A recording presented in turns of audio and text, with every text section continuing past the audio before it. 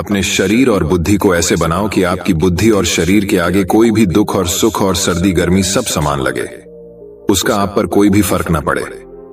ऐसे खुद को बनाने के लिए एक रहस्यमय प्राचीन रास्ता है। उसी रास्ते के बारे में हम आज कहानियों के माध्यम से जानेंगे। तो बिना देर किए चलिए उन कहानियों की शुरुआत। पहली कहानी, एक साधु। एक जंगल में एक साधु बहुत सालों से तपस्या कर रहा था। वह एक पेड़ के नीचे बैठकर अपनी तपस्या में मग्न था। उस जगह पर पानी की बाढ़ आ जाती है। सारे लोग इधर से उधर भाग रहे थे और यह साधु अपनी तपस्या में मग्न थे। इन्हें पता नहीं था कि पानी की बाढ़ आ चुकी है। जब एक आदमी वहां से भाग रहा था तो उसने इस साधु को देखा और इन्हें सावधान किया कि पानी की बाढ़ आ चुकी है। सारे लोग यहां से भाग रहे हैं, आप भी यहां से चलो। तो उस साधु ने कहा कि तुम जाओ, मुझे भगवान बचा लेगा। कुछ देर के बाद पानी साधु के गले तक आ गया। तभी वहां से कुछ लोग नाव में बैठकर भाग रहे थे। उन्होंने जब साधु को देखा तो उनसे कहा कि आप हमारे साथ नाव में बैठ जाओ, वरना आप डूब जाएंगे। लेकिन साधु ने फिर से वही कहा कि तुम जाओ, मुझे भगवान बचा लेगा। और वह लोग भी वहां से नाव लेकर चले गए। थोड़ी देर के बाद जब पानी बढ़ने लगा तो वह साधु एक पेड़ पर चढ़ गए। तभी वहां से एक हेलीकॉप्टर गुजर रहा था जो लोगों को बचा रहा था। जब उन्होंने इस साधु को देखा तो साधु की तरफ रस्सी फेंकी और उन्हें ऊपर आने को कहा। लेकिन साधु ने फिर से वही कहा कि तुम जाओ, मुझे भगवान बचा लेगा। और वह हेलीकॉप्टर वाले भी वहां से चले गए। धीरे धीरे पानी बढ़ने लगा और वह साधु पानी में डूबकर ही मर गया। जब वो मरने के बाद भगवान के पास पहुंचा तो उसने भगवान से कहा कि मैंने आपकी इतनी तपस्या की, इतना आपको रात दिन याद किया, आपने मुझे बचाया क्यों नहीं? तो भगवान ने कहा, अरे बेवकूफ, तुझे बचाने के लिए 3 बार मैंने ही तो उन तीनों इंसानों को भेजा था। एक बार पैदल, दूसरी बार नाव लेकर और तीसरे बार हेलीकॉप्टर लेकर। इस कहानी से हमें यह सीख मिलती है कि भगवान हमेशा किसी न किसी को जरिया बनाकर भेजते हैं हमारी मदद करने के लिए, लेकिन हम अपने घमंड में उन्हें पहचान नहीं पाते हैं और ऐसे मौके हाथ से गवा देते हैं। तो दोस्तों चलिए अब हमारे दूसरे कहानी की शुरुआत करते हैं। दूसरी कहानी, ये गांव में एक व्यापारी रहता था। उसकी एक खूबसूरत बेटी थी। एक बार उसे व्यापारी पर बहुत ज्यादा कर्ज हो गया था और जिस आदमी से उसे व्यापारी ने कर्ज लिया था वो उसी गांव का था और बहुत ही घटिया आदमी था। तो व्यापारी उस आदमी का कर्ज चुका नहीं पा रहा था। तो उस आदमी ने सारे गांव वालों को जमा किया और व्यापारी के घर पर जाकर व्यापारी से कहा कि अगर तुम मेरा कर्जा दे नहीं पा रहे हो तो अपनी बेटी की शादी मुझसे कर दो। यह सुनने के बाद भी वह व्यापारी चुप रहा क्योंकि वो मजबूर था और ये सारी बातें घर में बैठी उस व्यापारी की बेटी सुन रही थी। थोड़ी देर के बाद उस आदमी ने गांव वालों और व्यापारी से कहा कि ठीक है, मैं एक थैली में सफेद और एक काला पत्थर डालूंगा और इसकी बेटी को थैली में से कोई एक पत्थर निकालना पड़ेगा। अगर सफेद पत्थर निकला तो मैं कर्ज भी माफ कर दूंगा और इसकी बेटी से शादी भी नहीं करूंगा। लेकिन अगर काला पत्थर निकला तो कर्जा तो मैं माफ कर दूंगा, मगर इसको अपनी बेटी से मेरी शादी करवानी पड़ेगी। व्यापारी की लड़की इस बात के लिए राजी हो गई और सारे गांव वाली भी। उस आदमी ने थैली के अंदर सबके सामने 2 पत्थर डाले, लेकिन बड़े ही चालाकी से उस आदमी ने दोनों ही पत्थर उस थैली में काले डाले थे। और यह व्यापारी की बेटी को दिख गया था कि थैली के अंदर दोनों ही पत्थर काले थे। अब वह लड़की सोच में पड़ गई थी कि मैं जो भी पत्थर निकालूंगी वह काले ही पत्थर होंगे और अगर काला पत्थर निकला तो कर्जा माफ हो जाएगा, लेकिन मुझे उससे शादी करनी पड़ेगी। और अगर मैंने सारे गांव वालों को यह बता दी कि इस आदमी ने थैली में दोनों ही पत्थर काले डाले हैं तो कर्जा भी माफ नहीं होगा और यह आदमी आज नहीं तो कल मेरे बाबा से बदला जरूर लेगा। लड़की यह सोच ही रही थी कि लड़की को तभी थैली से पत्थर निकालने को कहा गया। लड़की ने थैली में हाथ डाला और एक पत्थर बाहर निकाला और बिना किसी को बताए उस पत्थर को जमीन पर गिरा दिया और जमीन पर गिरने के बाद वह पत्थर दूसरे पत्थरों में मिल गया। तभी लड़की ने सबसे कहा कि अब कैसे पता चलेगा कि मैंने जो पत्थर निकला था वह सफेद था या काला था? लड़की ने कहा, थैली में जो दूसरा पत्थर है उसे देखो। अगर थैली में सफेद पत्थर है तो मैंने काला पत्थर निकला था और अगर थैली में काला पत्थर है तो मैंने सफेद पत्थर निकला था और थैली में तो सिर्फ काले ही पत्थर थे। और सभी गांव वालों ने यह समझ लिया कि लड़की ने जो पत्थर निकला था वह सफेद था, इसलिए व्यापारी का कर्ज भी माफ हो गया और उसकी बेटी को उस आदमी से शादी भी नहीं करनी पड़ी। जिंदगी में इंसान कई बार मजबूर हो जाता है और उसके सामने जो हालत होती है उसे उसी के हिसाब से चलना पड़ता है। इस कहानी से हमें यह सीख मिलती है, जब भी आप मजबूर हो जाओ और मजबूरी में आपका कोई फायदा उठाना चाहता हो, दो इनोसेंट मत बनो, बल्कि अपने दिमाग का इस्तेमाल करो। जितने इनोसेंट बनने की कोशिश करोगे, लोग उतना ज्यादा आपको चीट करेंगे। अब इसका मतलब ये नहीं कि आप लोगों को गालियां देना ही शुरू कर दो, बल्कि इसका मतलब ये है कि आप समंदर की तरह बनो। मतलब ये है कि आप समंदर की तरह खामोश रहो, लेकिन उसकी गहराई की तरह अपने दिमाग में नॉलेज रखो। तो दोस्तों, चलिए अब हमारे तीसरी कहानी की शुरुआत करते हैं। तीसरी कहानी, जिंदगी की परेशानियां। एक वक्त की बात है, एक गांव में एक 10-12 साल का लड़का अपने माता पिता के साथ रहता था। कई सालों के बाद वह लड़का अपने दादाजी के गांव जाता है। वहां जाकर वह हर समय अपने दादाजी के साथ खेलता है। खेलते खेलते एक दिन उसने अपने दादाजी से कहा कि दादाजी, जब मैं बड़ा हो जाऊंगा तो मैं बहुत ज्यादा सक्सेसफुल बनकर दिखाऊंगा।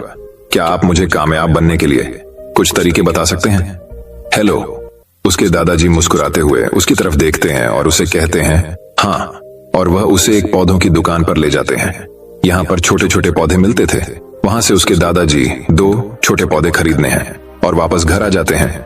घर आने के बाद वह उनमें से एक पौधे को बड़े से गमले में लगा देते हैं और उस गमले को घर के अंदर रख देते हैं और दूसरे पौधे को वह घर के बाहर लगा देते हैं। फिर वह अपने पोते से पूछते हैं कि तुम्हें क्या लगता है, कौन सा पौधा फ्यूचर में अच्छे से बड़ा हो पाएगा? बच्चों ने थोड़ा सा सोचा और अपने दादाजी से कहा कि हमने घर के अंदर जो पौधा लगाया है वह अच्छे से बड़ा हो पाएगा, क्योंकि वह घर के अंदर हर प्रॉब्लम से बचा रहेगा, और जो पौधा हमने बाहर लगाया है उसे बहुत सी चीजों का खतरा है, जैसे कि सूरज की तेज करने, आंधी, तूफान, तेज बारिश और जानवरों से भी उस पौधे को खतरा है। उसके दादाजी ने मुस्कुराया और उससे कहा कि फ्यूचर में देखते हैं इन दोनों पौधों के साथ क्या होता है। फिर बाद वह लड़का फिर से अपने दादाजी के घर जाता है। 4 दादाजी को देखने के बाद वह फिर से उनसे पूछता है कि दादाजी, लास्ट टाइम मैंने पूछा था कि जिंदगी में सक्सेसफुल कैसे होते हैं, लेकिन आपने मुझे कुछ नहीं बताया था, लेकिन अब आपको मुझे बताना ही पड़ेगा। उसके दादाजी ने मुस्कुराते हुए उससे कहा जरूर, लेकिन सबसे पहले हम उन 2 पौधों को देखते हैं जो हमने कुछ साल पहले लगाया था। यह कहकर दादाजी उसे उसी जगह पर ले गए जहां उन्होंने घर के अंदर पौधा रखा था। उन्होंने देखा कि वह पौधा एक बड़ा पौधा बन चुका था। फिर वह उस जगह पर गए जहां उन्होंने दूसरे पौधे को बाहर लगाया था। उन्होंने देखा कि वह छोटा सा पौधा अभी बहुत बड़ा और विशाल पेड़ बन चुका था, और उसकी जो टीनियां थी वह बहुत ही मजबूत और लंबी थी, और उसका साया पूरे मैदान पर पड़ रहा था।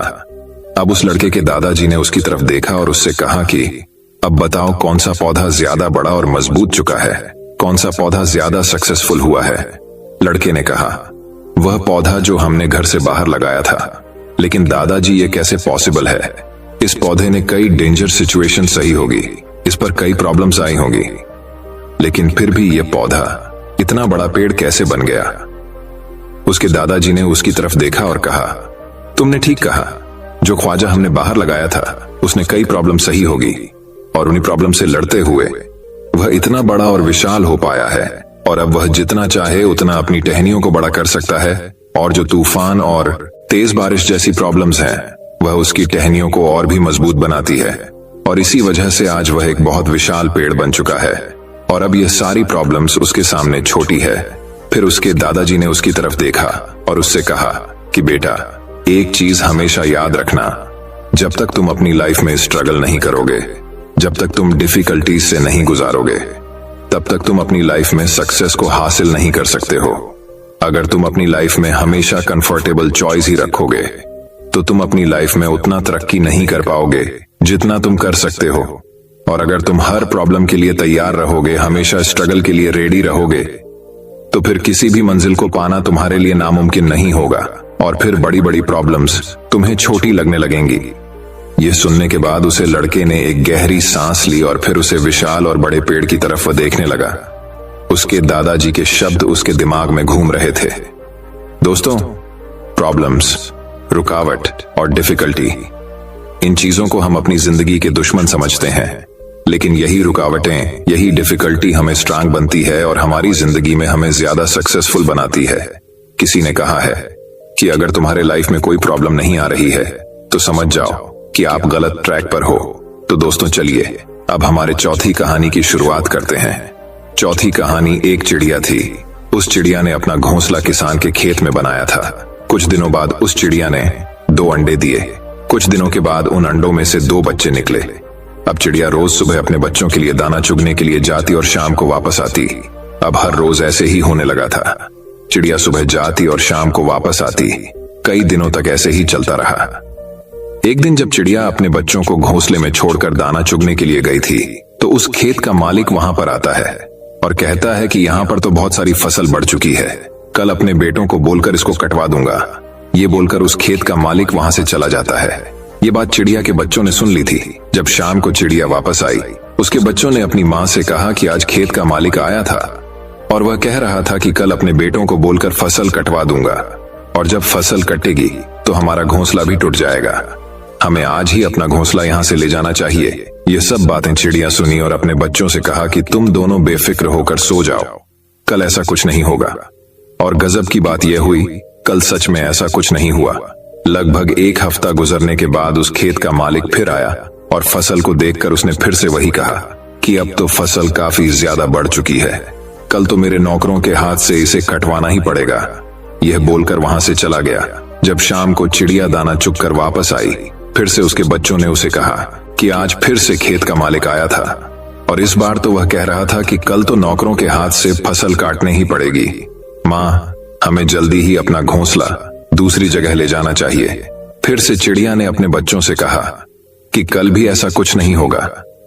मेरे बच्चों, तुम बेफिक्र होकर सो जाओ। और कल सुबह सच में ऐसा कुछ नहीं हुआ। फिर लगभग 2 हफ्ते गुजरने के बाद उस खेत का मालिक फिर से अपनी खेत पर आया। उसने कहा कि अब तो कल आकर मुझे ही फसल काटनी पड़ेगी, और यह कहकर वो वहां से चला गया। फिर से जब शाम हुई और चिड़िया अपने घोंसले में आई, उसके बच्चे ने उससे कहा कि आज फिर से खेत का मालिक आया था और अब तो उसने यह कहा है कि कल वह खुद आकर फसल काटेगा। बस यह सुनने के बाद चिड़िया तुरंत अपने बच्चों समेत अपना घोंसला उठाकर बाजू के खेत में लेकर चली गई। जब दूसरा दिन निकला और सुबह हुई तो चिड़िया के बच्चों ने देखा कि वह किसान अपने खेत की फसल काट रहा था।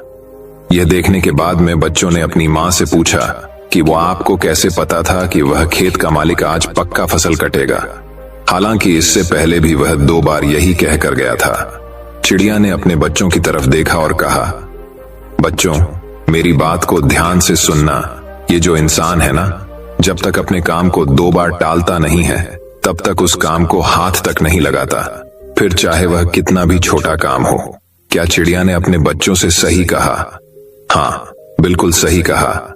मैं आपको आपकी सबसे बड़ी प्रॉब्लम बताऊं। आपकी सबसे बड़ी प्रॉब्लम क्या है, क्या आपको पता है? तो मेरी बात को ध्यान से सुनना। आपकी सबसे बड़ी प्रॉब्लम यह है कि आपको लगता है कि आपके पास टाइम है। आप ऐसा सोचते हैं कि आपके पास बहुत वक्त है, जबकि इसका उल्टा है। आपके पास टाइम नहीं है, बल्कि आपको देर हो चुकी है। आपने बहुत टाइम कर दिया है। लोग कहां से कहां पहुंच गए हैं और आप अभी भी वहीं बैठकर यही सोच रहे हैं कि आपके पास बहुत टाइम है। इन सब की एक ही प्रॉब्लम है और वह है काम को कल पर टालना। और आज के दौर में हमारी यह आदत बन चुकी है। चाहे वह कितना ही छोटा काम क्यों ना हो, जब तक हम उसे कल पर नहीं टालते हैं तब तक हमें सुकून की नींद नहीं आती। अब काम को कल पर टालते रहते हैं, यह कहकर कि आज मूड नहीं है, इस काम को कल देखेंगे, कल करेंगे, और वह कल कभी आता ही नहीं है और हम उस काम को भूल जाते हैं। अपने दूसरे कामों में हम अपने दूसरे कामों में बिजी हो जाते हैं। और वह दूसरे काम कौन से हैं? रील्स देखना, सोशल मीडिया चलाना, फालतू के वीडियो देखना, जिन वीडियो का न सर होता है और न पैर, मतलब कि मीनिंगफुल बात तो कुछ होती ही नहीं है उन वीडियो में। इस तरह की वीडियो में हम ना जाने कितना टाइम बर्बाद कर देती है और जो हमारे इंपॉर्टेंट काम होते हैं उन्हें हम भूल जाते हैं। और फिर जब हमें याद आता है आज ही हमें उस काम को करना पड़ेगा, उसके बिना हमारा दूसरा काम नहीं होगा, तब हम उस काम को करते हैं। मतलब यह है कि जब तक हमारे सर पर प्रेशर नहीं आता है तब तक हम उस काम को टालते रहते हैं। काम को टालना ऐसा ही है जैसे क्रेडिट। जब हम कोई चीज क्रेडिट पर लेते हैं तो हम उस चीज का फायदा तो उठा लेते हैं, लेकिन 1 दिन के बाद, 2 दिन के बाद, हफ्ते के बाद या महीने के बाद हमें उसका बिल पे करना पड़ता है। तो दोस्तों चलिए अब हमारे 5वीं कहानी की शुरुआत करते हैं। 5वीं कहानी लोग क्या कहेंगे। एक बार की बात है, एक बाप और बेटा अपने गधे के साथ अपने गांव की तरफ जा रहे थे। बाप ने अपने बेटे को गधे पर बिठाया हुआ था और खुद गधे के साथ पैदल चल रहा था। थोड़ी देर के बाद जब वह दोनों किसी गांव से गुजर रहे थे तो कुछ लोगों ने उन्हें देखा और उन्हें देखकर कहा कि कैसा बेटा है जो खुद गधे के ऊपर बैठा हुआ है और अपने बुजुर्ग आप को पैदल चल रहा है। लोगों की यह बातें सुनने के बाद बेटा गधे से नीचे उतर गया और उसने अपने बाप को गधे के ऊपर बिठा दिया और फिर से दोनों अपने गांव की तरफ चलने लगे। थोड़ी देर के बाद फिर से जब वह दूसरे गांव से गुजर रहे थे तो उसे गांव के लोगों ने भी उन्हें देखा और कहा कि कैसा बाप है जो खुद गधे के ऊपर बैठा हुआ है और अपने मासूम से बेटे को पैदल चल रहा है। लोगों की यह बात सुनने के बाद आप भी गधे से नीचे उतर गया और अब गधे पर ना ही बाप बैठा हुआ था और ना ही बेटा, और वह दोनों बाप बेटे पैदल चल रहे थे। अब वह दोनों भी चलते चलते जंगल के रास्ते में पहुंच जाते हैं। उसी रास्ते से कुछ और भी लोग गुजर रहे थे। जब उन लोगों ने इन दोनों बाप बेटे को देखा और उन लोगों ने देखा कि उनके पास एक गड्ढा भी है और फिर भी यह दोनों पैदल चल रहे हैं, तो उन लोगों ने इन्हें देखकर कहा कि कैसे बेवकूफ लोग हैं कि इनके पास गधा होने के बाद भी ये दोनों पैदल चल रहे हैं। अब लोगों की यह बात सुनने के बाद वह दोनों भी आप और बेटे उसे गधे के ऊपर बैठ गए और अपने गांव की तरफ चलने लगे। लेकिन फिर से थोड़ी दूर जाने के बाद लोगों ने जब इन दोनों बाप बेटे को गधे के ऊपर एक साथ बैठा हुआ देखा तो कहने लगे कि कैसे इंसान है जो दोनों ही एक साथ उस बेचारे कमजोर गधे के ऊपर बैठे हुए हैं और उसे गधे की जान निकल रहे हैं।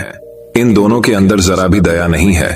अब यह सुनने के बाद दोनों बाप बेटों का दिमाग खराब हो गया और वह समझ गए कि अगर हम इन लोगों की बातें सुनते रहेंगे तो हम कभी भी अपनी मंजिल पर नहीं पहुंच पाएंगे। दोस्तों, हमें इस कहानी से ये सीख मिलती है कि लोगों की बातों पर ध्यान मत दो। जितने लोग हैं उतनी बातें होती रहेगी और हम इस दुनिया में सभी को खुश नहीं कर सकते। इसीलिए जो आपको सही लग रहा है, जिसमें आपका फायदा है, उस बात का अपने दिमाग के आधार पर सही डिसीजन लो। लोग आज कुछ कहते हैं तो कल कुछ और। इसीलिए हमें लोगों पर नहीं बल्कि अपने काम पर ध्यान देना है, अपनी मंजिल पर ध्यान देना है और आगे बढ़ते रहना है। अगर हम इसी तरह लोगों की बातें सुनते रहे तो हम कभी भी आगे नहीं बढ़ पाएंगे और उनकी बातों में उलझ कर रह जाएंगे। तो दोस्तों चलिए अब हमारे छठी कहानी की शुरुआत करते हैं। छठी कहानी, राजा और पत्थर। एक बार एक राजा ने अपने राज्य के एक रास्ते में बड़ा सा पत्थर रखवा दिया और खुद जाकर एक बड़े से पेड़ के पीछे खड़ा हो गया और छुपकर उस रास्ते पर नजर रखने लगा, यह देखने के लिए कि कौन उस बड़े से पत्थर को रास्ते से हटता है। थोड़ी देर के बाद उस रास्ते पर कुछ लोग आते हैं और उन लोगों को जब रास्ते पर एक बड़ा सा पत्थर दिखता है तो वह लोग रास्ता बदल देते हैं और दूसरी रास्ते से चले जाते हैं। फिर थोड़ी देर के बाद उसे रास्ते पर राजा की राजमहल की जो काम करने वाले थे वह आते हैं और वह भी जब इस बड़े से पत्थर को देखते हैं तो बिना उस पत्थर को रास्ते से हटाए वो सब वहां से पलटकर चले जाते हैं और उल्टा राजा को ही बुरा भला कहना शुरू कर दिया और बोले कि राजा अपने राज्य का काम ठीक से नहीं कर रहा है, इतने बड़े बड़े पत्थर रास्ते पर पड़े हुए हैं, राजा को इसको हटाना चाहिए। लेकिन राजा का इसकी तरफ ध्यान ही कहाँ है। यह कहकर वह वहां से चले जाते हैं। फिर थोड़ी देर बाद उसे रास्ते पर एक सब्जी वाला आता है जिसके कंधे पर सब्जियां थी और जब वह बड़े से पत्थर को देखा है तो वह अपने कंधे से सब्जियों का टोकरी रखकर उसे पत्थर को हटाने की कोशिश करता है और बहुत मेहनत के बाद वह सब्जी वाला उस बड़े से पत्थर को रास्ते से हटा देता है। जैसे ही उस पत्थर को रास्ते से हटता है, उस पत्थर के नीचे बहुत सारे सोने के सिक्के और एक चिट्ठी रखी हुई थी जिसमें लिखा था कि इनाम राजा की तरफ से पत्थर हटाने वाले के लिए है। और यह सब होते हुए पेड़ के पीछे से राजा खुद देख रहा था। राजा उस आदमी के पास जाता है और उस आदमी को राजा अपने महल का सबसे खास आदमी बना लेता है। इस कहानी से हमें यह सीख मिलती है कि हमारे रास्ते में आने वाली परेशानियां, रुकावटें और मुश्किलें हमें बेहतर करने और आगे बढ़ने का मौका देती हैं। इसीलिए जिंदगी में जब भी ऐसा मौका मिले तो उस मौके को अपने हाथ से गवा मत। बहुत से लोग ऐसे वक्त में मुश्किल काम को देखते ही अपना कदम पीछे हटा लेते हैं, लेकिन जब सब पीछे हट जाएं तो आप सामने आ जाओ, क्योंकि जीत उन्हीं को मिलती है जो परेशानियां और रुकावटें में अपॉर्चुनिटी ढूंढते हैं, और जब मौका मिलता है तो वही माँ का आपका फ्यूचर को बेहतर बनाती है। तो दोस्तों चलिए अब हमारे 7वीं कहानी की शुरुआत करते हैं। 7वीं कहानी एक आलसी एक समय की बात है। एक गांव में एक आदमी रहता था। वह आदमी बहुत ही ज्यादा आलसी था। वह कोई काम नहीं करता था। वह एकदम निठल्ला और नाकारा था। पास वो हमेशा ऐसे मौके के खोज में रहता कि कहीं से उसको खाना मिल जाए। तो एक दिन जब वो आदमी खाने के लिए भटक रहा था, तभी उसे एक फ्रूट का बगीचा दिखता है। वह उस बगीचे से फ्रूटस चुराने के बारे में सोचता है। तभी वो बगीचे के अंदर चला जाता है और एक पेड़ पर चढ़ जाता है। लेकिन तभी अचानक वहां पर उस बगीचे का मालिक आ जाता है और वह इस आदमी को पेड़ पर चढ़ता हुआ देख लेता है। वह उस आदमी को चिल्लाते हुए नीचे आने को कहता है, लेकिन यह आलसी आदमी बगीचे के मालिक को देखकर डर जाता है और नीचे आने से मना कर देता है। तभी उस बगीचे का मालिक अंदर जाकर बड़ा सा डंडा लेकर आता है। यह देखकर वह आलसी आदमी तुरंत पेड़ से नीचे उतरता है और मालिक के उस तक पहुंचने से पहले ही वह जंगल की तरफ दौड़ने लगता है और जंगल में जाकर छुप जाता है।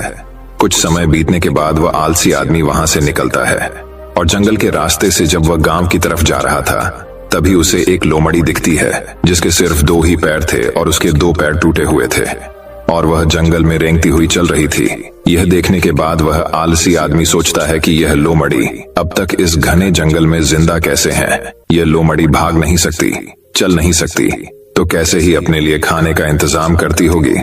और कैसी है लोमड़ी अपने आप को इस घने जंगल में दूसरे जानवरों से बचाती होगी। वह आलसी आदमी अभी यह सोच ही रहा था कि तभी अचानक से वहां पर शेर आ जाता है, जिसके मुंह में मांस का एक टुकड़ा था और वह शेर उस अपाहिज लोमड़ी की तरफ बढ़ रहा था। शेर को देखकर दूसरे सारे जानवर वहां से भाग जाते हैं और अब वहां पर सिर्फ वह अपाहिज लोमड़ी रह जाती है और वह आलसी आदमी भी अपनी जान बचाने के लिए एक पेड़ पर चढ़ जाता है। और फिर जो होता है उसे देखकर वह आलसी आदमी हैरान हो जाता है। वह शेर उसे गोश्त के टुकड़े को उस लोमड़ी के सामने छोड़ देता है और वहां से चला जाता है। अब वह लोमड़ी उस गोश्त के टुकड़े को खाने लग जाती है। आलसी आदमी यह देखकर हैरान हो जाता है और ऊपर वाले का प्लान देखकर वह मन ही मन खुश भी हो जाता है। और तभी वह सोचता है कि ईश्वर के पास सबके लिए कोई ना कोई प्लान होता ही है और अगर ईश्वर के पास इस लोमड़ी के लिए प्लान है तो जरूर मेरे लिए भी उसके पास कोई ना कोई प्लान जरूर होगा।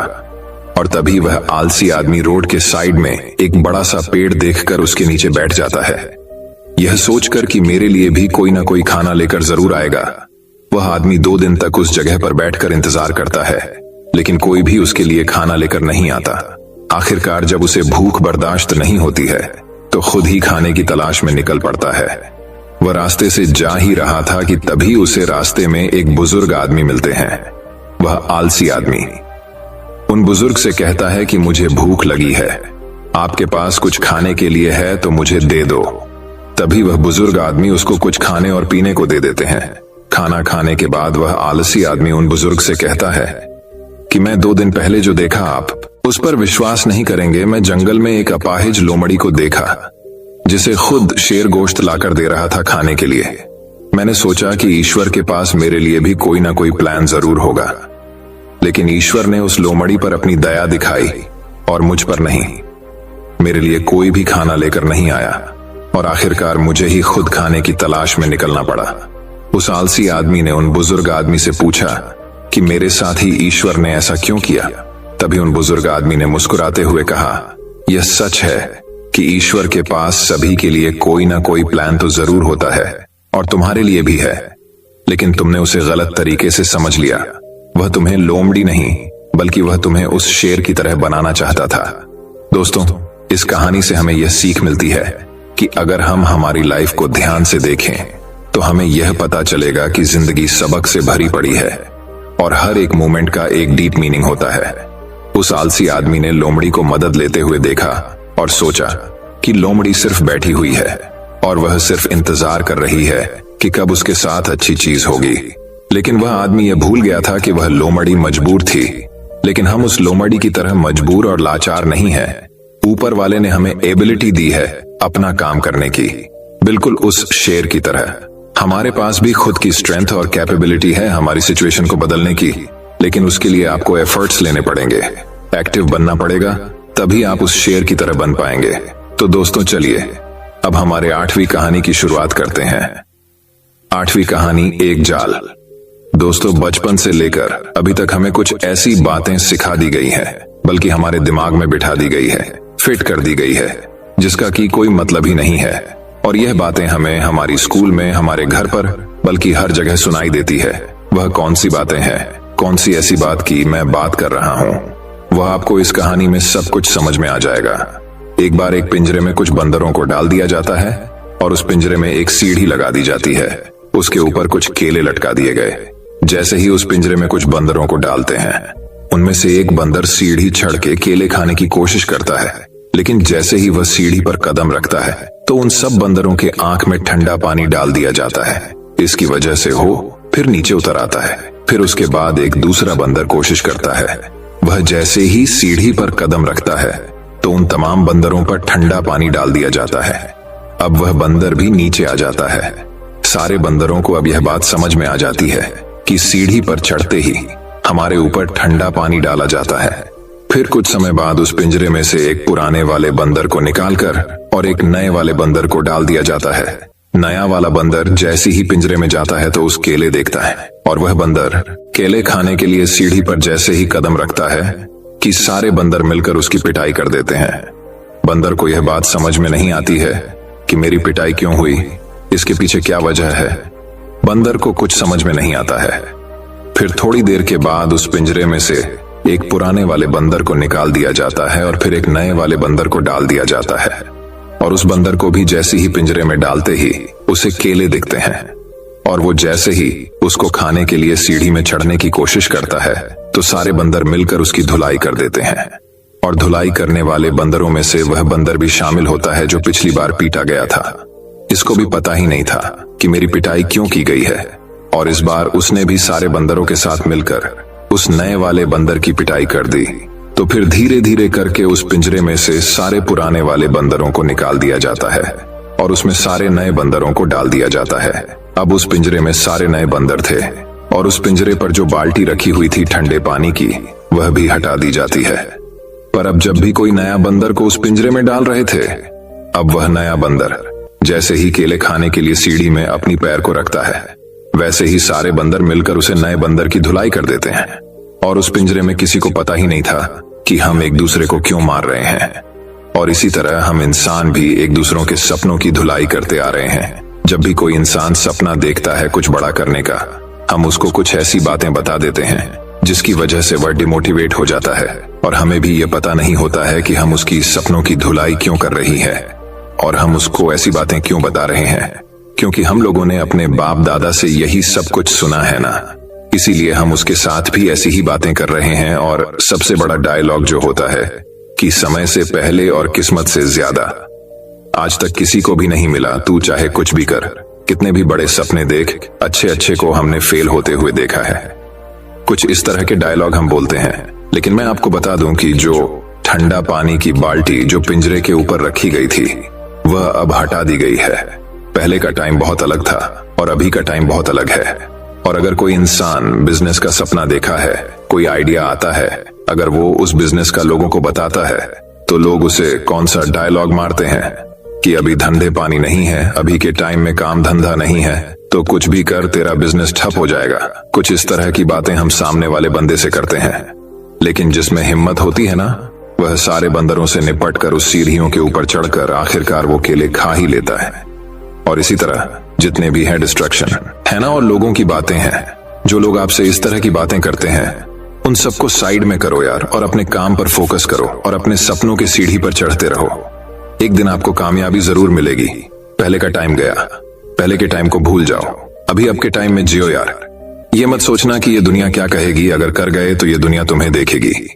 तो दोस्तों चलिए अब हमारे 9वीं कहानी की शुरुआत करते हैं।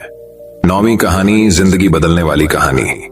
ये कहानी एक आदमी की जो कि दिन रात मेहनत करता था अपने परिवार वालों को पालने के लिए, अपने परिवार वालों का पेट भरने के लिए, जो कि हर आदमी करता है। लेकिन इसका जो बेटा था वह बिल्कुल ही आलसी और कामचोर था। वह सारा दिन सिर्फ मौज मस्ती करता रहता था और अपने आप की कमाई को खर्च करता रहता था। तो इस बात को लेकर वह आदमी बहुत ज्यादा परेशान रहने लगा था। लेकिन जब उसे लगने लगा कि अब पानी सर को ऊपर से जाने लगा है, तब उसने अपने बेटे को बुलाया और कहा कि अब तुम्हें काम करना पड़ेगा, तुम कुछ भी करो, लेकिन शाम तक अगर पैसे कमा के नहीं लाए तो तुम्हें घर में आने नहीं दिया जाएगा। अब लड़का तो था ही आलसी। वो अपनी माँ के पास गया और सारी बातें बताने लगा।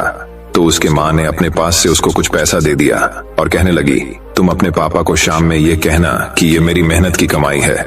शाम को जब वह आदमी घर आया तो उसके बेटे ने उसके पास से सारे पैसे उसको दे दिए। वह आदमी को सब कुछ पता था, तो उसने अपने बेटे से क्या कहा, उसने ये कहा कि तुम इस पेज को कुएं में फेंक के आ जाओ। उसके बेटे ने एक भी सवाल नहीं पूछा और सीधा जाकर उसे पैसे को कुएं में फेंक कर आ गया। अगले दिन उसे आदमी ने अपनी बीवी को उसके मन के घर भेज दिया और अपने बेटे से कहने लगा कि मेरे बेटे तुझे आज और पैसे कम कर लेकर आने हैं। अब लड़का सीधा अपने बहन के पास गया और अपनी बहन को सारी बातें बताने लगा। तो उसके बहन ने भी उसके हाथ में कुछ पैसे रखे और उसे कहने लगी कि शाम को जब पापा घर आएंगे तो ये पैसे उन्हें दे देना और कहना ये मेरी मेहनत की कमाई है। शाम को जब आदमी घर आया, उसके बेटे ने फिर से अपने पास से जितने पैसे थे अपने आप को दे दिया। उस आदमी ने फिर से वही बात कही कि इस पेज को जाकर कुएं में फेंक कर आओ, और इस बार भी उसके बेटे ने एक भी सवाल नहीं किया और सीधा जाकर कुएं में उन पैसों को फेंक कर आ गया। अगले दिन उसे आदमी ने अपनी बेटी को भी अपने रिश्तेदारों के यहाँ भेज दिया और फिर से अपने बेटे से कहने लगा कि बेटा तुम्हें आज और पैसे कमा के लाने हैं। अब उसे लड़के के पास कोई भी रास्ता नहीं था। अब उसे लड़के को कोई भी पैसा देने वाला नहीं था, तो वह लड़का मरता क्या ना करता। रात को तो घर जाना ही है, इसलिए वह सारा दिन काम ढूंढने लगा। बड़ी देर के बाद उसे एक जगह काम मिल गया, एक ट्रक से भारी सामान उठाकर उस भारी सामान को दुकान में रखने का काम। सारा दिन बहुत मेहनत के बाद उसे अपनी मेहनत की कमाई मिली। वह बहुत खुश हो गया और खुशी खुशी अपने घर गया। लेकिन फिर से उस आदमी ने अपने बेटे से कहा कि पैसों को कुएं में फेंक दें। उसका बेटा गुस्सा हो गया और कहने लगा कि पापा ये मेरे पूरे दिन के मेहनत की कमाई है, मैं इसे कैसे कुएं में फेंक दूं? वह आदमी मुस्कुराकर कहने लगा कि मैं तुम्हारी एक दिन की कमाई को मैं कुएं में देने की बात कही और तुम गुस्सा हो गए। तो सोचो, जब तुम मेरी मेहनत की कमाई को गवाते थे तो मुझे कैसा लगता होगा। दोस्तों, बाप से अच्छी कोई दौलत नहीं है पूरी इस दुनिया में। उस इंसान ने आपके सपने को पूरा करने के लिए अपने सपने को खत्म कर दिया।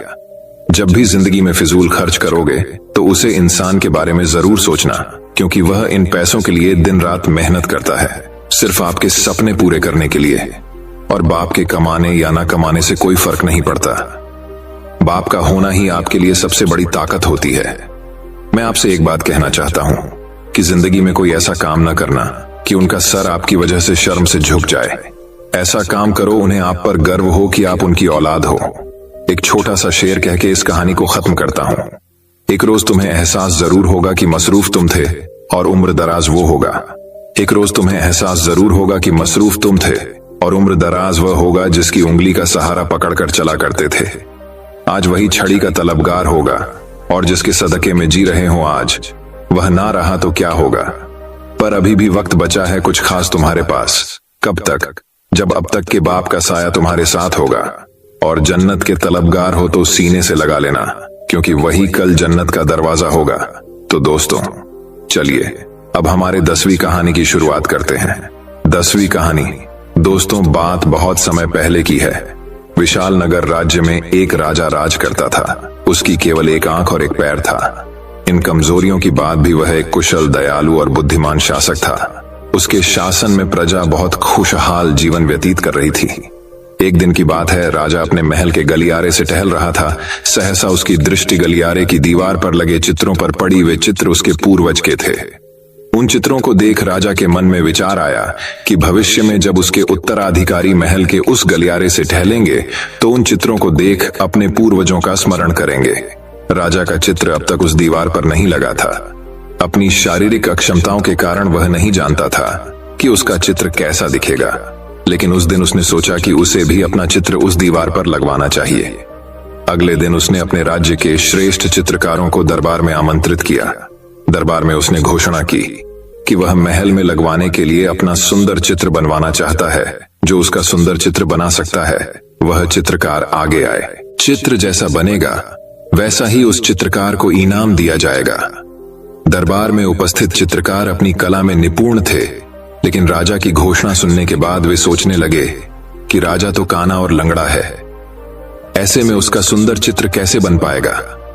चित्र सुंदर नहीं दिखा तो हो सकता है राजा क्रोधित होकर उन्हें सजा दे दे। यह विचार किसी को आगे आने का साहस न दे सका। सब कोई न कोई बहाना बनाकर वहां से चले गए। वहां मात्र एक युवा चित्रकार खड़ा रहा। राजा ने उससे पूछा, क्या तुम मेरा चित्र बनाने को तैयार हो? युवा चित्रकार ने हामी भर दी।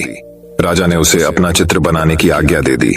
अगले ही दिन से वह चित्रकार राजा का चित्र बनाने में जुट गया। कुछ दिनों बाद चित्र बनकर तैयार था। जब चित्र के अनावरण का दिन आया तो दरबार में दरबारी सहित वे सभी चित्रकार भी उपस्थित हुए जिन्होंने राजा का चित्र बनाने से इनकार कर दिया था। सभी उत्सुकता से चित्र के अनावरण की प्रतीक्षा कर रहे थे। जब चित्र का अनावरण हुआ तो राजा सहित सबके मुंह खुले के खुले रह गए। चित्र बहुत ही सुंदर बना था। उस चित्र में राजा दोनों तरफ पैर कर घोड़े पर बैठा हुआ था, जिसे एक ओर से चित्रित किया था और उसमें राजा का एक ही पैर नजर आ रहा था। साथ ही राजा धनुष चढ़ाकर एक आंख बंद कर निशाना साध रहा था, जिससे उसके काने होने की कमजोरी छुप गई थी। यह चित्र देख राजा बहुत प्रसन्न हुआ। चित्रकार ने अपनी बुद्धिमत्ता से उसकी अक्षमताओं को छुपाकर एक बहुत सुंदर चित्र बनाया था। राजा ने उसे पुरस्कृत करने के साथ उसे अपने दरबार का मुख्य चित्रकार बना दिया। दोस्तों, ये कहानी हमें ये शिक्षा प्रदान करती है कि जीवन में आगे बढ़ना है तो हमें सदा सकारात्मक सोच रखना चाहिए। विषम परिस्थितियों में भी सकारात्मक दिशा में सोचने से किसी भी समस्या का समाधान आसानी से हो जाता है। तो दोस्तों, चलिए अब हमारे 11वीं कहानी की शुरुआत करते हैं। 11वीं कहानी वही। अब एक और कहानी कुछ इस प्रकार शुरू होती है। प्राचीन समय की बात है।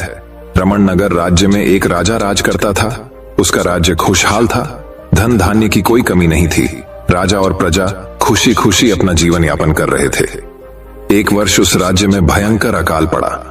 पानी की कमी से फसलें सूख गईं। ऐसी स्थिति में किसान राजा को लगान नहीं दे पाए। लगान प्राप्त न होने के कारण राजस्व में कमी आ गई और राजकोष खाली होने लगा। ये देख राजा चिंता में पड़ गया। हर समय वह सोचता रहता कि राज्य का खर्च कैसे चलेगा। अकाल का समय निकल गया।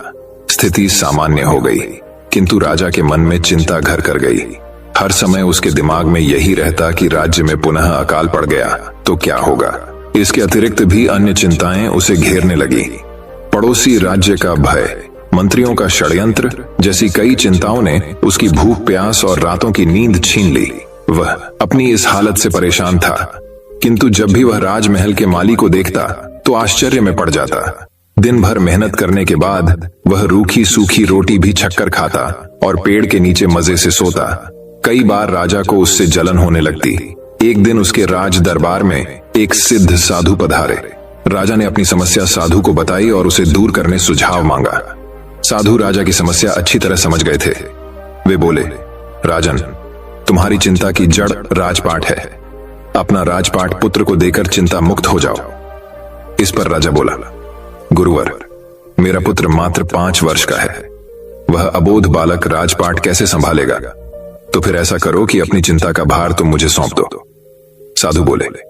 राजा तैयार हो गया और उसने अपना राजपाट साधु को सौंप दिया। इसके बाद साधु ने पूछा, अब तुम क्या करोगे?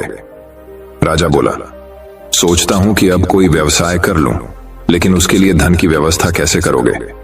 अब तो राजपाट मेरा है, राजकोष के धन पर भी मेरा अधिकार है, तो मैं कोई नौकरी कर लूंगा।